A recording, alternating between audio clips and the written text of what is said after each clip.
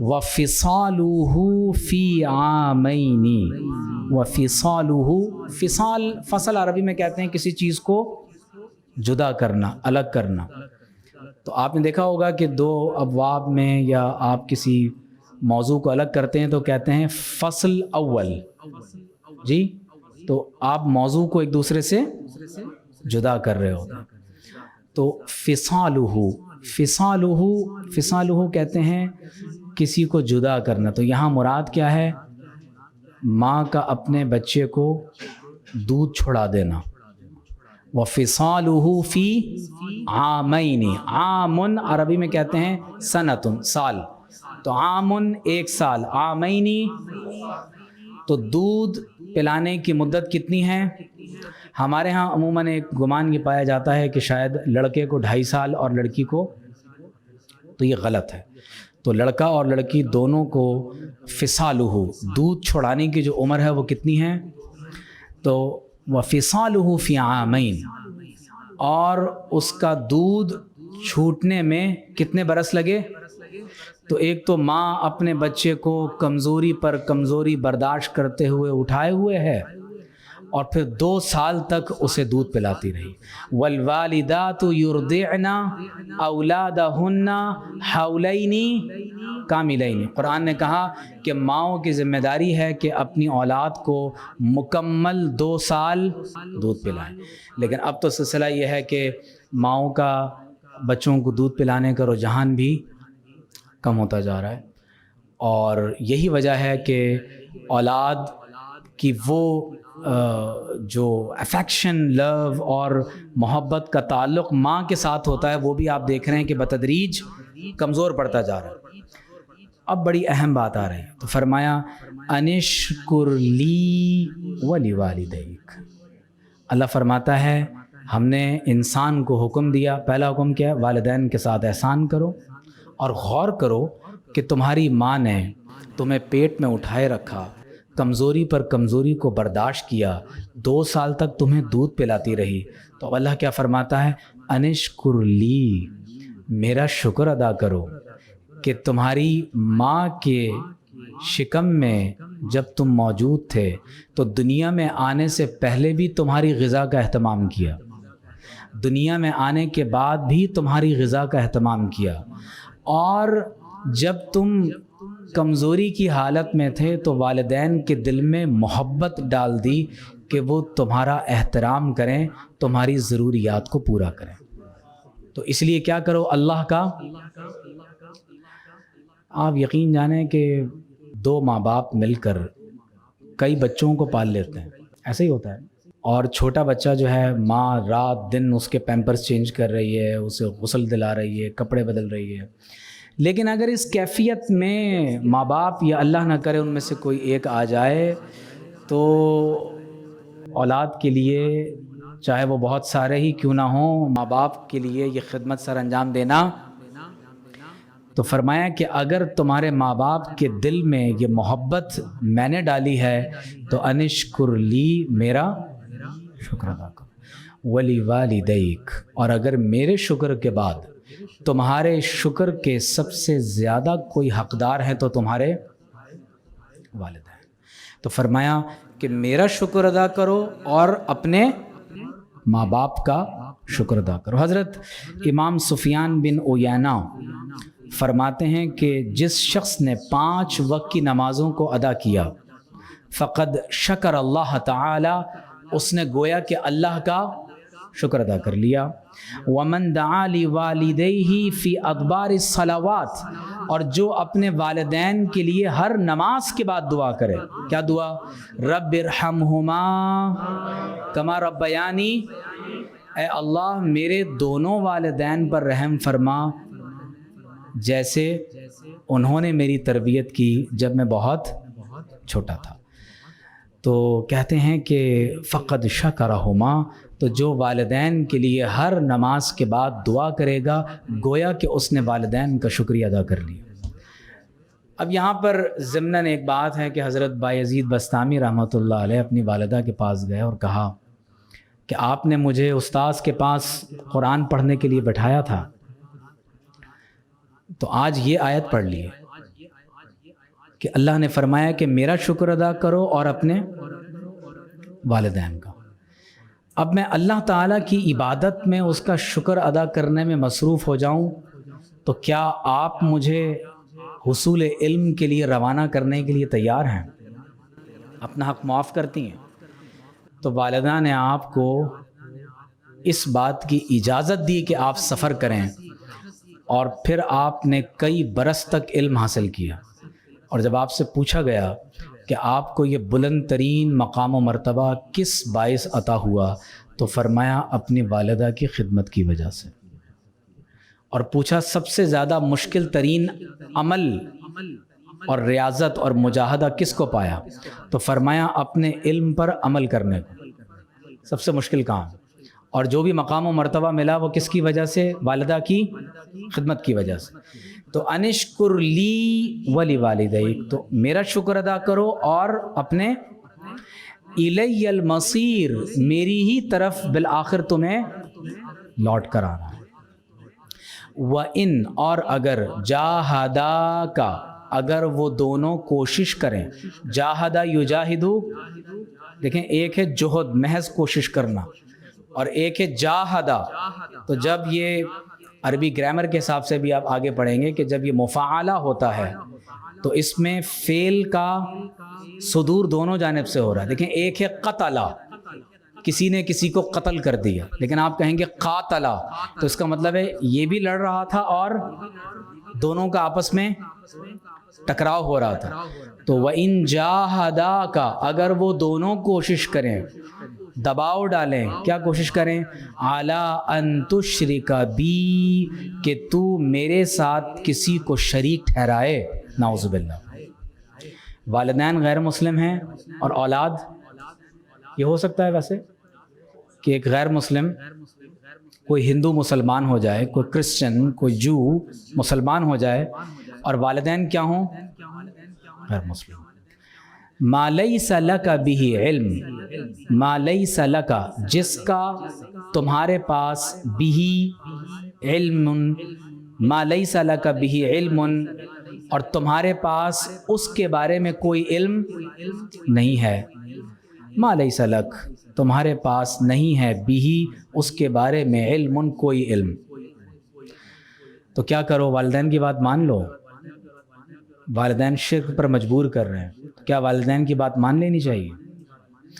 فلا تطعہما، تو ان دونوں کی اطاعت مت کرنا۔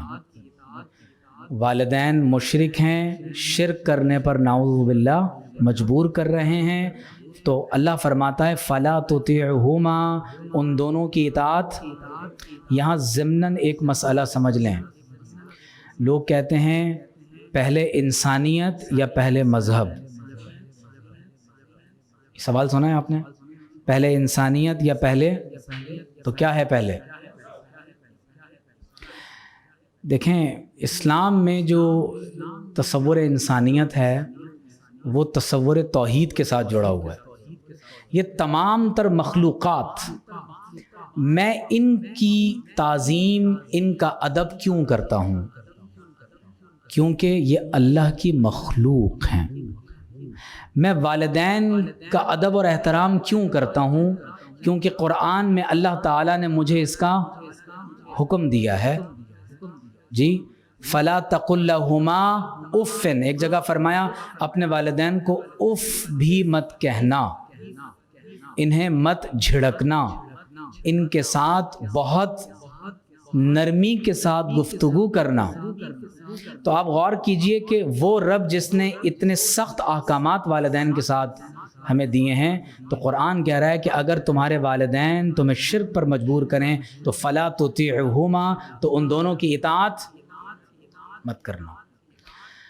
تو ہمارے نزدیک ایمان پہلے ہے، کیونکہ ہم اس کل کائنات کو ایمان کے پرسپیکٹیو میں دیکھتے ہیں، ہم اسے ایمان کے تناظر میں دیکھتے ہیں۔ والدین کی عزت، ادب اور احترام اور مخلوقات میں اگر میں کسی کا بھی ادب و احترام کرتا ہوں یا کسی کے حقوق کی پاسداری کرتا ہوں تو میرے پیش نظر بنیادی بات کیا ہے؟ الخلق عیال اللہ، کہ یہ تمام مخلوقات اللہ کا کنبہ ہیں۔ اس لیے حدیث شریف میں کیا ہے؟ لا طاعۃ لمخلوق فی معصیۃ الخالق، مخلوق کی اطاعت خالق کی معصیت میں نہیں کی جائے گی۔ ہم جس کی بھی اطاعت کریں گے اللہ کی نافرمانی میں نہیں کریں گے۔ لیکن اس کے باوجود کہ والدین مشرک ہیں، شرک پر مجبور کر رہے ہیں، کیا ہمیں والدین کی توہین کی اجازت ہے؟ آپ ورسٹ کنڈیشن کو دیکھ رہے ہیں یہ کہ والدین مسلمان اور کیا کہہ رہے ہیں؟ شرک پر مجبور کر رہے ہیں۔ ورسٹ کنڈیشن ہو سکتی ہے۔ تو فرمایا وَصَاحِبْهُمَا، اگرچہ وہ تمہیں شرک پر مجبور کریں تم ان کی اطاعت مت کرنا، لیکن وَصَاحِبْهُمَا، اور ان دونوں کے ساتھ وقت گزارنا، ان کے ساتھ مصاحبت کو اختیار کیے رکھنا، فی الدنیا معروفہ، دنیا میں نیکی کے ساتھ، عرف کے ساتھ، نیکی کے ساتھ۔ معروف کسے کہتے ہیں؟ نیکی کو کہتے ہیں، جو شریعت میں معروف ہو، جانی پہچانی جاتی ہو۔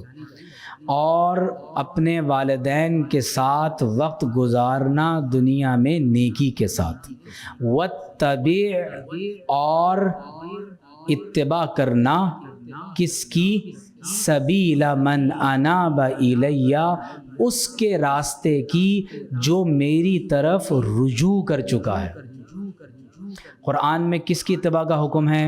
قل ان کنتم تحبون اللہ فاتبعونی یحببکم اللہ، حضور علیہ الصلوۃ والسلام کی اتباع کا حکم ہے۔ اور یہاں کیا فرمایا؟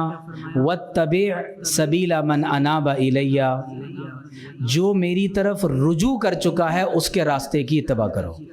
تو آپ دیکھیے سورہ فاتحہ میں ہم یہی دعا کر رہے ہیں، اہدنا الصراط المستقیم صراط الذین، تو ان انعام یافتگان بندوں میں کون کون لوگ ہیں؟ من النبیین والصدیقین والشہداء والصالحین، تو یہ اولیاء جو اللہ کی طرف رجوع کر چکے ہیں، تو ان کے راستے کی پیروی انسان کو اللہ کی طرف لے جاتی ہے۔ تو ایک ہے توبہ اور ایک ہے انابت۔ توبہ کا معنی بھی رجوع کرنا ہے، انابت کا معنی بھی، لیکن فرق کیا ہے؟ توبہ تو محض رجوع ہے، لیکن انابت کیا ہے؟ الرجوع من الکل الی من لہ الکل، کہ انسان کائنات کی ہر شے سے اپنا منہ موڑ کر اللہ کی طرف اپنا رخ کر لے، اسے انابت کہتے ہیں۔ تو فرمایا کہ جو میری طرف پلٹ چکا ہے تم اس کے راستے کی پیروی کر لو، تم اللہ تک پہنچ جاؤ گے۔ بات سمجھ رہے ہیں آپ؟ ثم الی مرجعکم، پھر میری ہی طرف تمہارا لوٹنا ہے، فَأُنَبِّئُكُمْ، تو میں تمہیں آگاہ کروں گا، بِمَا كُنْتُمْ تَعْمَلُونَ، جو کام تم کیا کرتے تھے۔ یا بنیہ، اے میرے پیارے بیٹے۔ اب یہاں پر ایک بڑا اہم واقعہ ہے۔ حضرت سعد بن ابی وقاص رضی اللہ تعالیٰ عنہ فاتح ایران ہیں۔ فارس فتح کس نے کیا؟ حضرت سعد بن ابی وقاص رضی اللہ تعالیٰ، عشرہ مبشرہ میں سے ہیں، اور اتنے جلیل القدر صحابی ہیں کہ حضور علیہ الصلوۃ والسلام نے آپ کو دنیا میں ہی جنتی ہونے کی بشارت عطا فرمائی۔ السابقون الاولون میں سے ہیں۔ جب یہ مسلمان ہوئے تو ان کی والدہ نے کیا کہا؟ بہت محبت کرتے تھے اپنی ماں سے بے انتہا، اور ماں کے بہت فرما بردار۔ تو ماں نے کہا لن آکل الطعام، میں کھانا ہرگز نہیں کھاؤں گا، ولن اشرب الماء، اور پانی ہرگز، حتی ترجع عن دینک، یہاں تک کہ تم محمد الرسول اللہ صلی اللہ علیہ وآلہ وسلم کے دین کو نعوذ باللہ چھوڑ دو۔ شرط رکھ دی۔ 3 دن تک والدہ نے بھوک ہڑتال کر دی، نہ کھانا کھاؤں گی، نہ پانی پیوں گی، نہ سایہ استعمال کروں گی، کسی درخت کا سایہ نہیں لوں گی، دھوپ میں بیٹھوں گی۔ اللہ اکبر۔ جب 3 دن گزر گئے تو حضرت سعد بن ابی وقاص رضی اللہ تعالیٰ عنہ اپنی والدہ کے پاس گئے اور کہا یا امی کھلی او لا تاکلی، اے میری ماں آپ کھانا کھائیں یا کھانا نہ کھائیں، اگر آپ جیسی 100 جانیں بھی ہوں اور ایک ایک کر کے ہر جان اسی طرح فنا ہو جائے، لن اکفر بہذا الدین الذی جاء بہ محمد صلی اللہ علیہ وآلہ وسلم، جو دین محمد الرسول اللہ صلی اللہ علیہ وآلہ وسلم لے کر تشریف فرما ہوئے، میں اب اس دین کا انکار تو حدیث کا مصداق ہو گئے نا، لا یؤمن احدکم حتی اکون احب الیہ من والدہ وولدہ والناس اجمعین، تم میں سے کوئی اس وقت تک کامل ایمان والا نہیں ہوگا جب تک میں اس کے نزدیک اس کی جان، اس کا مال، اس کے ماں باپ سب سے بڑھ کر محبوب ترین نہ ہو جاؤں.